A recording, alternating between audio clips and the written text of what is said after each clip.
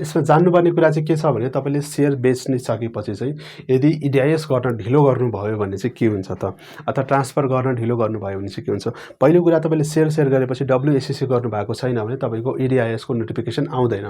So पहिला चाहिँ EDIS गरेर राख्नु पऱ्यो। भोलि बेच्नु छ भने पहिले नै गरिदिने, आज गरिदिने, अथवा बेचिसक्नु भएको छ भने सकेपछि पनि गर्न मिल्यो।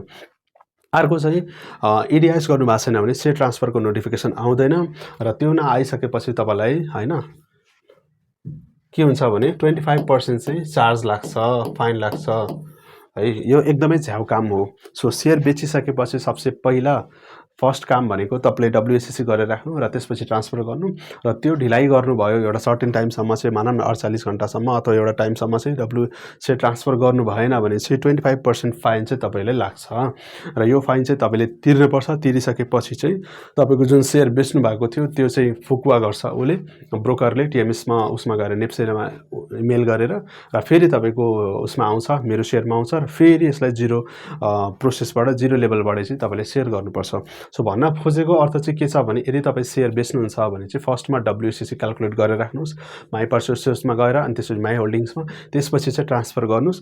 र यदि सेयर बेचिसकेपछि ट्रान्सफर गर्न ढिलाइ गर्नुभयो अथवा एउटा 48 घण्टा 3 दिनपछि 2 दिनपछि चाहिँ तपाईँले ट्रान्सफरै गर्नुभएको छैन, बिर्सिनु भयो भने चाहिँ तपाईँलाई फाइन पर्न सक्छ र फाइन पर्यो भने चाहिँ तपाईलाई अलिकति अप्ठ्यारो हुन्छ। सेयर बेच्नु भएको छ त्यसको 25% चाहिँ तपाईले तिर्नुपर्ने हुन्छ र तिरिसकेपछि चाहिँ नेप्सेलाई मेल गरेर ब्रोकरले त्यो रिलिज गराउँछ र फेरि तपाईको नेप्सेमा त्यो मेरो सेयरमा सेयर आएर बस्छ र फेरि सेल गर्नुपर्छ। यो एकदमै झ्याउ प्रोसेस हुन्छ।